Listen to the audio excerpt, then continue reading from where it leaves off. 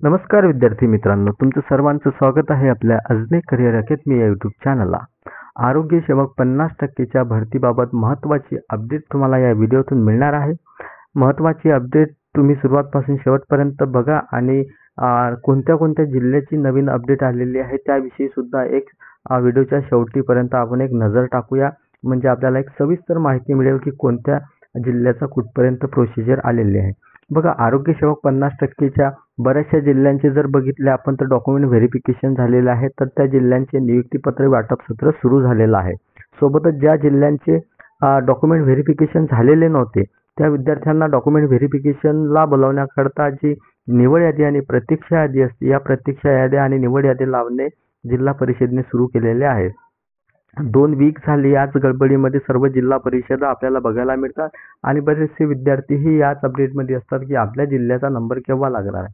तर आज जर विचार केला आपण तर आज आपल्याकडे मोठी अपडेट आलेली आहे, ते म्हणजे नांदेड जिल्ह्यातून.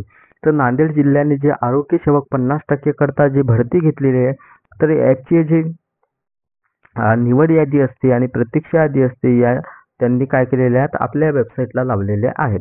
तर बघा, नांदेड जिल्ह्यातून जर कोणी आरोग्य सेवक 50%ची भरती दिलेली असेल तर त्या विद्यार्थ्यांसाठी महत्त्वाची आणि आनंदाची बातमी हे आहे की तुमची नांदेड जिल्ह्यातली आरोग्य सेवक 50%ची निवड यादी लागलेली आहे.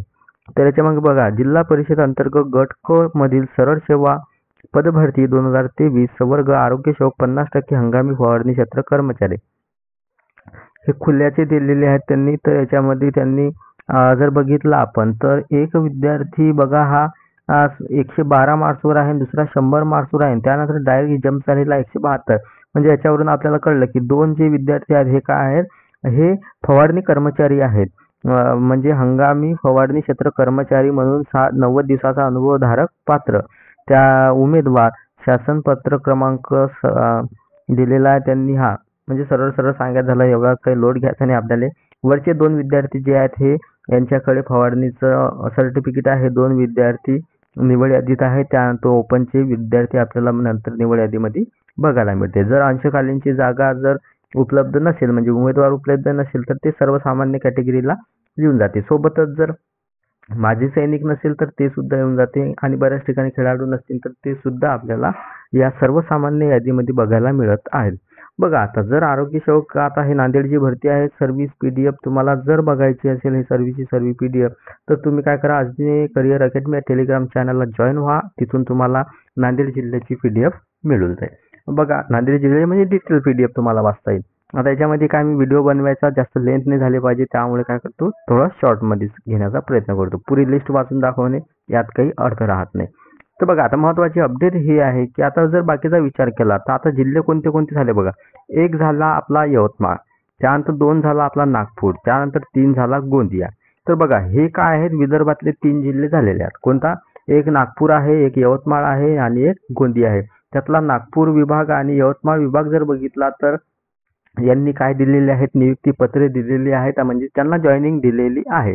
नागपूरचे सुद्धा विद्यार्थी जॉईन झालेले आहेत आणि यवतमाळचे सुद्धा विद्यार्थी जॉईन झालेले आहेत. नंतर इकडे जर आपण बघितलं तर जळगावच्या साठी सुद्धा निवड यादी आणि प्रतीक्षा यादी लागलेली होती. त्यानंतर अहिल्यानगर सुद्धा लागलेली आहे. त्यानंतर पुणे विभागाने सुद्धा 629 की 61 समथिंग विद्यार्थी आहेत. एक्झॅक्ट आकडा 61 आहे वाटते, 661. तर पुणे विभागाने सुद्धा सरसकट सर्वांना डॉक्युमेंट व्हेरिफिकेशनसाठी बोलावलेलं आहे. त्यानंतर सोलापूर जिल्ह्याने सुद्धा डॉक्युमेंट व्हेरिफिकेशनसाठी विद्यार्थ्यांना बोलावलेलं आहे. त्यानंतर रत्नागिरीने सुद्धा आपली लिस्ट लावलेली आहे. त्यानंतर आणखी जर विचार केला आपण तर आणखी बरेचसे असे जिल्हे आहेत की त्या जिल्ह्यांच्या याद्या लागण्याचे काम सुरू झालेलं आहे. बघा, आता जर अपडेट सांगायची झाली आणखी एका जिल्ह्याची, समजा बुलढाणा जिल्हा जर सांगायचा झाला आपल्याला, तर बुलढाणा जिल्ह्याची सुद्धा मॅक्झिमम गोष्टी पूर्णत्वास आलेल्या आहेत. फक्त आता वेट आहे ती म्हणजे अंतिम निवड यादी लागण्याची, कारण की बुलढाणा जिल्ह्याचं डॉक्युमेंट व्हेरिफिकेशन ऑलरेडी झालेलं आहे. आता इथं तुम्हाला बघायला मिळेल की ज्या ज्या जिल्ह्याचं डॉक्युमेंट व्हेरिफिकेशन झालेलं आहे त्यांना फक्त अंतिम निवड यादी लागून त्यांना नियुक्तीपत्र वाटप, फक्त एवढाच कार्यक्रम त्यांचा बाकी आहे. आणि ज्या जिल्ह्यांच्या अजून निवड याद्या लागलेल्या नाहीत, ज्यांचं डॉक्युमेंट व्हेरिफिकेशन झालेलं नाही, त्या जिल्ह्यांना मात्र पहिले प्रत्यक्ष आधी निवड म्हणजे अंतरिम जे काय म्हणतो आपण त्याला तात्पुरती निवड यादी आणि प्रत्यक्ष यादी असते हे लागते. हे लागल्यानंतर त्यांना डॉक्युमेंट व्हेरिफिकेशनसाठी म्हणजे कागदपत्र पडताळणी करता बोलवण्यात येते आणि नंतर मग काय होत असते त्यांची अंतिम निवड यादी लागत असते. तर त्यांना थोडासा आपल्याला 2 वीक कन्सिडर करून टाका तुम्ही की या वीकमध्ये मॅक्झिमम जिल्ह्याची येऊन जाते आणि पुढच्या वीकमध्ये काय आहे त्यांना पुढच्या वीकमध्ये मे बी जर ते जिल्हा परिषदवर डिपेंड आहे. जिल्हा परिषद किती म्हणजे गतीने काम करते त्याच्यावरती सर्व गोष्टी ते अवलंबून असतात.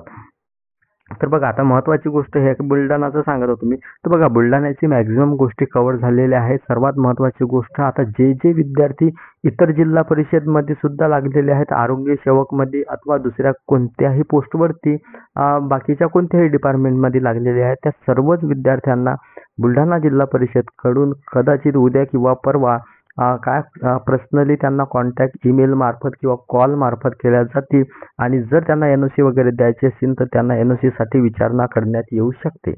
तर यांना विचारणा केल्यानंतर जर NOC मिळाल्या तर ते फर्स्ट वेटिंग जे असते ते फर्स्ट लवकर क्लिअर होऊ शकते.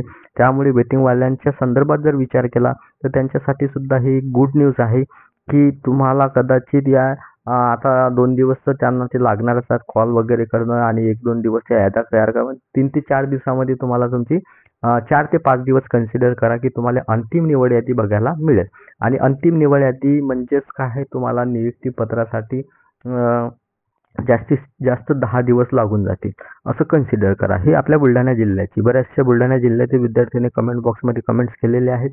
तर बुलढाणा जिल्ह्याची ही महत्त्वाची अपडेट आहे. बघा जवळपास 9 ते 10 जिल्हा परिषदा कव्हर झालेल्या आहेत. बाकीच्या जिल्हा परिषदेची सुद्धा अपडेट येतच राहते. आता ही अपडेट तुम्हाला जर वेळेवर हवी असेल तर चॅनलला अजूनही सबस्क्राईब केलं नसेल तर चॅनलला सबस्क्राईब करा, व्हिडिओला लाईक करा आणि आपल्या मित्रांपर्यंत शेअर करायला विसरू नका. Thank you so much.